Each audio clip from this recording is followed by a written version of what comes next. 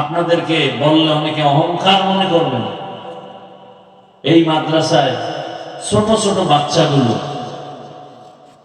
সোমবার দিন বৃহস্পতিবার দিন রোজা রাখে। আমি নিজে সোমবার দিন রোজা কোনোদিন বলি না ছাত্রদের তোমরা রাখো।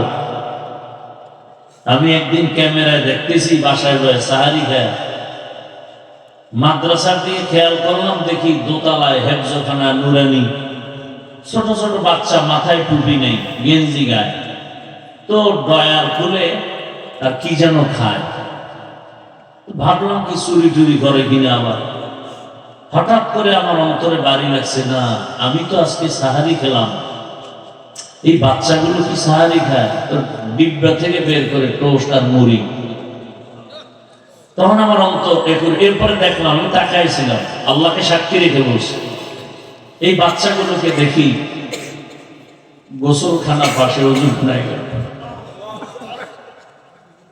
তো অজুখানায় গিয়ে অজু করল। এরপর আবার ছোট বাচ্চাগুলোকে সাক্ষী রেখে বলতেছে, এসে দেখলাম এরা যায় নামাজে দাঁড়ায়। বাচ্চাগুলো নামাজ পড়লো তাহাজ্জুদ। এরপরে দেখি এক একজন এক এক কর্নারে কোরআন শরীফ নিয়ে বসে, ভেতরে অনেক বাচ্চারা ঘুমায় রুমের মধ্যে, ওরা রুমের বাইরে করিডোর মোনাজাত ধরল, তাও দেখলাম। আমি যদি ক্যামেরা টানি সেই দিনে সব পাওয়া যাবে।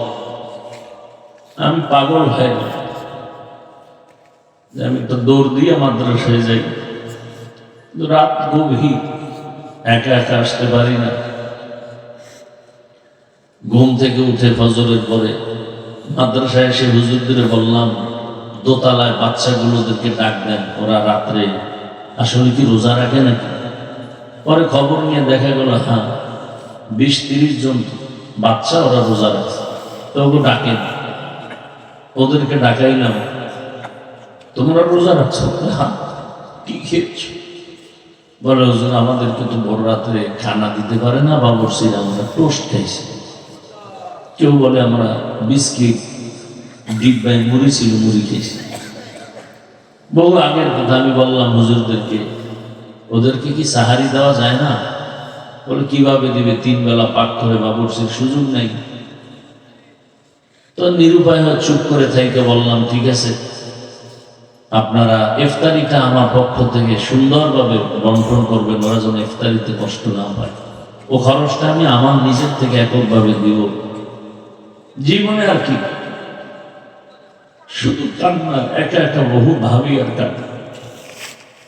দুনিয়াটা আসছি মা বাবার কষ্টের জন্য। আপনারা তো দেখলেন এখনো বাবা মা বেঁচে আছে, খুবই অসুস্থ, মাও অসুস্থ, কোন দিন হারিয়ে ফেলবো জানা না। আমি মাঝে মাঝে বয়ানে বলি, একটা সন্তানের বাবা মা যদি অসুস্থ বিছানায় থাকে, সন্তানের দিল অনেক বড় থাকে, মনে এক সাহস থাকে, মনে হয় একটা গাছের ছায়া আছে। আর যার বাবা চলে যায়, সে যত টাকাওয়ালা হোক, ক্ষমতাবান হোক, কোন একটা সময় একা একা ভাবে যে আমার তো আসলে কেউ নেই, আমাকে দোয়া করার মতো কেউ নেই।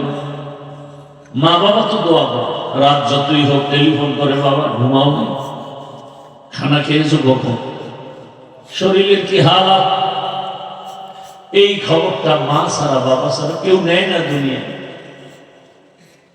বড় কষ্টের জন্য ওর পেরেশান এই জায়গায়।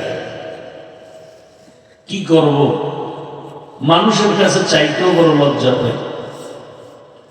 শেষ পর্যন্ত মিটিং করে হুজুরদেরকে নিয়ে মুরব্বীদের পরামর্শে মোনাজাতের পরে আমি নিজে বলি, একটা লিফলেট নিয়ে যাবেন, কেউ যদি 500 টাকাও পারেন, 1000 পারেন, আপনারা মাদ্রাসার জমিন একটু শরীক হবে। জানি না কপালে কি আছে, নিজের অনেক টাকা কামাই রুজি সব এদিকেই, নিজের চলতে অনেক ব্যাগ পেতে হয়, যা ভাষা নাই বুঝাবার। তারপর আল্লাহ পাক কত সম্মানে রাখছেন, আল্লাহ কি দিবেন, আল্লাহ পাক এত ইজ্জত দিয়ে রাখছেন। আপনাদের দোয়াই আমার সম্বল। আজকে এই এলাকায় যখন আসছি, রাস্তাও ছিল না বলতে গেলে। আজ আল্লাহর শুকর, একটা শহরের পরিবেশ তৈরি হয়েছে। আমি চাই এই এলাকার নাম আদর্শনগর। আমি চাই রসুলের আদর্শে এই নগরী যেন উজ্জীবিত হয়ে যায়, এলাকাবাসী যেন রসুলের আদর্শওয়ালা হয়ে যায়। আমি বয়ান করার জন্য বসি নাই, বয়ান হয়ে গেছে, সবাই অনেক দূরে যাবেন, রাত অধিক।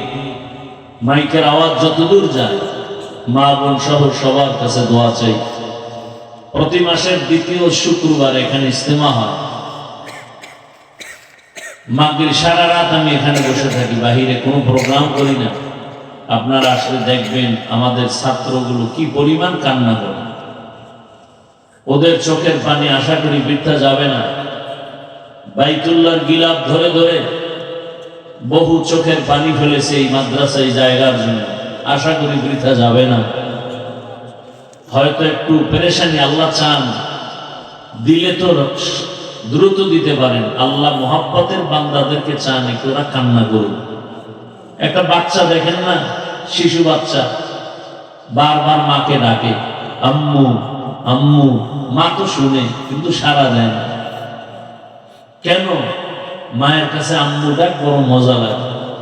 মা চায় আরো ডাক, ও যত ডাকবে তত আমার দিল মজা হবে, আনন্দ পায়। এক পর্যায়ে যখন দেখি বাচ্চাটা আম্মু বলতে বলতে ডাকের সাড়া দেয় না, তখন মাটিতে পড়ে কান্না শুরু করে।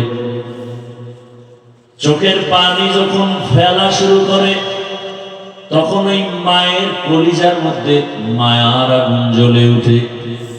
সব কাজকর্ম ফালাইয়া ওই বাচ্চার কাছে মা দৌড়ায় বাচ্চাটারে কোলে নেয়, চুমু খায়। আমার আল্লাহ চায় যে আমার কোনো ছেলে নাই, মেয়ে নাই। আমি আল্লাহ কাউকে জন্ম দেই নাই, কারো থেকে জন্ম নেই নাই। আমি আল্লাহ বড় আদর করে বানাইছি মানুষ। আমি আল্লাহ চাই বান্দা তুই আমারে বারবার ডাক। আমি চাই বারবার চোখের পানি ফেলবি, কারণ চোখের পানি এত দামি। একটা সন্তান মা বাবার কাছে চোখের পানি ছাড়িয়ে ক্ষমা চাইলে মা বাবার মায়া বেড়ে যায়। ছাত্র কান্না করে শিক্ষকের কাছে ক্ষমা চাইলে চোখের পানি দেখলে মায়া বেড়ে যায়। আমার আল্লাহর মায়া কি কম? আমার আল্লাহর মায়া তো অনেক বেশি। আল্লাহ পাক বলেন এক ফোঁটা চোখের পানি দাম কত? রহমতের নবী বলেন ওই এক ফোঁটা চোখের পানি গালের নিচে যাওয়ার আগে আল্লাহর কুদরতি অন্তরে মায়ার জোশ আসে। আমার আল্লাহ বলে বান্দার কাঁদিস না, তোর জীবনের সব গুনাহগুলো মাফ করে দিলাম। একদিন এই ময়দানে আওয়াজ চলবে কোরআনের বাগানের আওয়াজ, কিন্তু এমন একটা দিন আসবে আমরা সব কবরবাসী হয়ে যাব। তিনটা সাদা কাফনের প্যাকেটে পড়ে থাকবো। এই দুনিয়ায় আর বেঁচে থাকা যাবে না। ভাই কাঁদবে যে আমার ভাই নাই, মা কাঁদবে আমার সন্তান নাই, বাবা চোখের পানি ছেড়ে কাঁদবে আমার সন্তান চলে গেল। আমারে কে আব্বু বলে ডাকবে, কে আব্বু বলে ডাকবে, আর ডাকার মতো কেউ থাকবে না।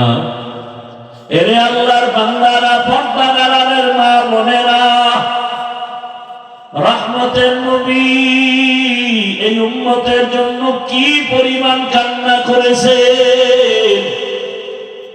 আজ নবী নাই, ওই নবীর দিনের আমানত আমাদের হাতে।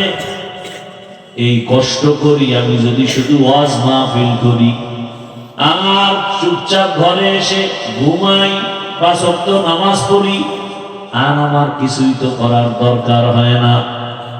আমি আরো বাড়ি করতে পারি, আরো গাড়ি করতে পারি, কিন্তু না, এই মাদ্রাসা যখন হয় ভাড়া ঘরে, গ্যাস নাই, বাবুর্চি নাই, 2 বছর 9 থেকে 12 জন শিক্ষক 3 বেলা বাসায় খাওয়াইতাম পাক করে। এভাবে কষ্ট করে করে করে করে এই পর্যন্ত। এমন অবস্থা, শুরু থেকে আল্লাহর শুকর, ওস্তাদদের বেতনও বাকি ছিল না। কিন্তু এই জমিন নেওয়ার পেরেশানির কারণে আজকে প্রায় 3-4 মাস ওস্তাদদের বেতন পর্যন্ত বাকি হয়ে গেছে। 1 মাসও বাকি ছিল না সে 11 সাল থেকে। অনেক কষ্ট করেছে, কিন্তু এই 2-3 মাস বাকি। এরপর আসাতে যায় কেন, মেহনত কম করে না। মাগরিবের নামাজের আগে ছাত্রদের কান্না দোয়া, আবার গভীর রাতে তাহাজ্জুদে ছাত্রদের কান্নার আওয়াজ, চোখের পানি আর জিকির চলে। এরে আল্লাহর বান্দারা, আপনাদের কাছে শুধু দোয়া চাই, কিছুই চাই না। দোয়া থাকলে আল্লাহ যদি কবুল করেন, সব রাস্তা ওপেন হয়ে যাবে। এরে পর্দার আড়ালের আম্মা জান, আল্লাহর কাছে দোয়া করবেন। আপনারা তো ভাগ্যবতী নারী। আজকে এখানে 11টা সন্তানের মাথায় পাগড়ি দেওয়া হলো হাফেজে কোরআন। আলহামদুলিল্লাহ। ওলামায়ে কেরাম কিন্তু এটাই চায়, এটাই জিন্দেগির কষ্টের ফসল, ঘামের ফল। আপনারা জানেন, আমার ভাইরাও মাদ্রাসা নিয়ে আসেন। আসলে মাছ পানি ছাড়া থাকতে পারে না। ঠিক ওলামায়ে কেরাম ইলমের বাগানে না থাকলে মন ভালো লাগে না। আপনাদের কাছে দোয়া, আমার মা বাবার হায়াত যেন আল্লাহ বাড়ায়া দেন। এমন একটা পরিস্থিতি যেন না আসে যে আমরা বাবা মা হারা অসহায়ের মতো ঘুরব। চতুর্দিকে তুফান আর তুফান, মুসিবতের আক্রান্ত, কঠিন এক হালাত। মা বাবা যদি ঘরে বসে দোয়া করে, এটাই সব থেকে বড় অস্ত্র। আপনাদের কাছে দোয়া চাই, আল্লাহ পাক যেন আমার মা বাবাকে সুস্থ করেন, আমাদের মধ্যে ইখলাসের মোহাব্বত দান করেন। আল্লাহ পাক মাদ্রাসার ওস্তাদ ছাত্র যারা সবাইকে আমানতদার মুখলিস খাদেম বানায় দেন। এবং এই এলাকাবাসীর জন্য দোয়া চাই, আল্লাহ তাদেরকেও দ্বীনের খাদেম বানায় দেন। এবং যারা আপনারা অনেক দূর থেকে, বাংলাদেশের এমন কোন জেলা মনে হয় নাই যেখান থেকে আল্লাহর বান্দারা এখানে আসেনি। অনেকে সেই গতকাল রাত্রে আসে। যতটুকু পারি খেদমত করি। আপনারা দোয়া করবেন, আল্লাহ পাক তাদেরকেও কবুল করেন। এই মোহাব্বত আল্লাহ দ্বীনের জন্য দায়ী ভাবে কবুল করেন।